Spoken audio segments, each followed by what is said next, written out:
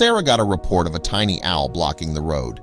She quickly drove to the scene where a couple of cars were hesitant to drive due to the tiny owl. Sarah stepped out of her patrol car and approached the baby owl cautiously. To her surprise, the little owl didn't flinch or attempt to fly away. Instead, it hopped closer to her, emitting a series of soft hoots. It was clear this young owl needed assistance, but Officer Sarah couldn't figure out what was wrong. But before we start, make sure to subscribe if you haven't, and hit that notification bell so that you won't miss any new stories. It had been a strange thing to call the police for, but as an officer, she was also able to handle road blockages and help traffic to continue safely.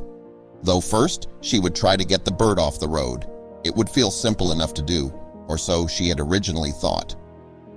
Sarah had no idea that the reason why it was there would be so shocking. As she approached the animal and asked onlookers to give her some semblance of space, the young owl didn't become alarmed. No, the craziest thing happened, and the bird started to hop closer toward her, emitting soft hoots as it did so. She would have to call someone, but before doing so, she would make sure traffic could continue. Something metallic seemed to be attached to the owl's delicate leg. Maybe it needed help, which was why it was sitting in the road, gathering everyone's attention. It seemed like it was attached to the metal cord. In one of its small claws, it held something that looked like a coin or pendant. A deep blue gemstone had caught the light and reflected it back at her. This brought more questions to her mind. With the roadblock in place and the mystery of the pendant dangling in her mind, she dialed one of her friends who worked at the zoo, Dr. Stephen Mitchell, a local wildlife expert who worked with birds of prey. A dusty SUV arrived at the scene within a few minutes. "Hey, Sarah," he said, surveying the scene, his eye falling on the small owl still standing on the same exact spot on the road. Stephen's brow furrowed. "I've dealt with many bird-related issues, but this is certainly a first. Let's see what we've got here." They had no clue about the mystery they were about to unravel. Stephen also noted how the owl wasn't frightened by their approach. Furthermore, even when Stephen softly touched the owl, it didn't seem to budge. Sarah couldn't understand why the bird had hopped on her finger before when it was now so adamant about not being touched there now.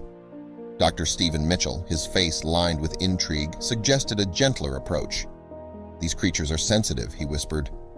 They both moved in slow, deliberate motions, trying to foster a bond of trust with the owl. The bird's talons gripped the pendant, its eyes darting between the two humans, assessing their intentions. Sarah, recalling her initial interaction, began by extending her gloved hand slowly.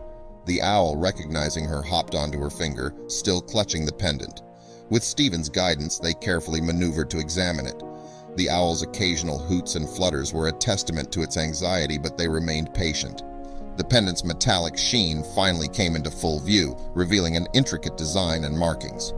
Dr. Mitchell's eyes widened in recognition. "This is a trail marker pendant," he exclaimed. "Hikers use them to commemorate their journeys. But why would an owl have one?" Sarah's mind raced. The local hiking community was tight-knit, and such pendants weren't easily misplaced. The connection between Robert, the missing hiker, and this baby owl grew stronger in her mind. There was a story here, one that went beyond a simple lost item.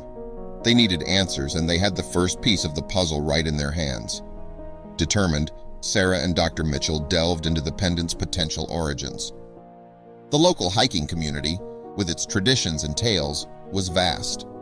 But this specific pendant, with its unique markings, should have a trace.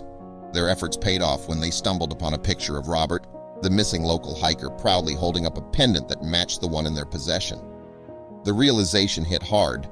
Sarah mused aloud, "It's improbable, but what if this little one had an encounter with Robert?"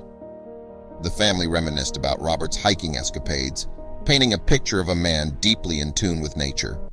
With determination burning in their eyes, Sarah, Dr. Mitchell, and the owl embarked on the path that Robert may have taken. As they stepped onto the trails, it became clear they were not just following a map, but the intuition of an owl. The owl's reactions were sharp, turning its head, flapping its wings, or hooting at specific junctures. With every hint, they felt closer to the mystery of his disappearance.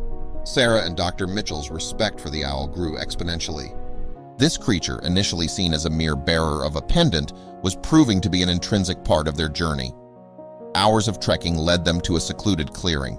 Nestled among the trees was a campsite. The tent, slightly askew, a cold campfire, and belongings strewn about indicated haste. Dr. Mitchell, his voice tinged with emotion, began to read the latest entries. One particular note stood out, speaking of an owl he'd befriended. The descriptions matched their feathered companion, shedding light on their remarkable bond and the circumstances leading up to his disappearance. Armed with Robert's diary and the owl's guidance, they identified the treacherous path he aimed to conquer next.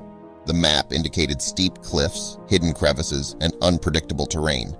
With renewed vigor, they pressed on, hoping to bring the tale to a hopeful conclusion. Poring over maps spread across a flat rock, Sarah and Dr. Mitchell worked tirelessly to plot out Robert's most likely journey. The map showed steep climbs, rapid descents, and potential landslide zones. As they approached specific areas, the owl's behavior shifted. Its eyes grew more alert, its hoots more frequent. Recognizing the magnitude of the search ahead, Sarah made calls to the local authorities. The small town's sense of community was palpable. News of Robert's disappearance and the discovery of his camp had spread. The search parties fanned out, covering extensive ground. With each passing hour, the team's camaraderie grew. Stories of Robert shared by those who knew him echoed through the woods. Every individual, fueled by a mix of concern, hope, and determination, held on to the belief that they'd find Robert and bring him home safely. The forest's terrain grew increasingly complex. Sarah and Stephen found themselves clambering over large boulders, traversing narrow ridges, and wading through shallow streams. In a sudden, unexpected move, the owl launched itself from Sarah's shoulder, its wings beating powerfully as it soared deeper into the forest. The two, taken by surprise, followed its trajectory, fearing they might lose their guiding light. Drawn to the area the owl emphasized, they soon understood its urgency. Sarah and Stephen discovered what looked like a hidden entrance, possibly to a cave or a hollow beneath.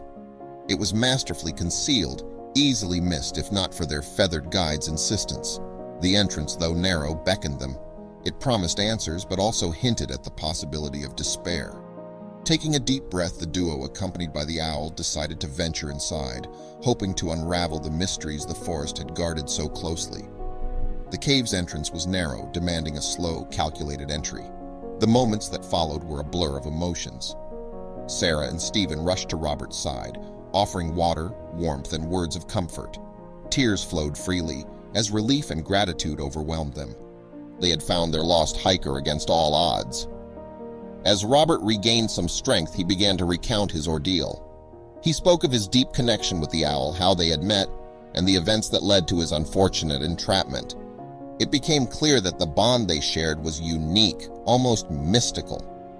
Throughout Robert's narrative, the significance of the owl became evident. It wasn't just a bird, it was a lifeline. The bird had proven itself a hero, an unassuming savior with feathers and a hoot. Robert, once settled, delved deeper into his story. He explained how in his most desperate moment, he'd entrusted the owl with his pendant. It wasn't just jewelry, it was a call for help, a beacon in the hopes that someone, somewhere would understand. The more Robert shared, the more evident it became that he and the owl were intertwined by destiny. Both had saved each other at different moments, creating a bond that was unbreakable. Their story was a testament to the unpredictable ways life brings souls together. Word of Robert's rescue and the owl's heroic deeds spread like wildfire. The community rejoiced, and as Robert began his journey to recovery, his feathered friend was celebrated far and wide. The story of their bond inspired many. The tale concluded with Robert slowly regaining his health, always with the owl by his side. Their bond, forged by adversity and solidified by fate, was a beacon of hope. It was a testament to the spirit of community, the wonders of nature, and the unpredictable ways in which lives intertwine.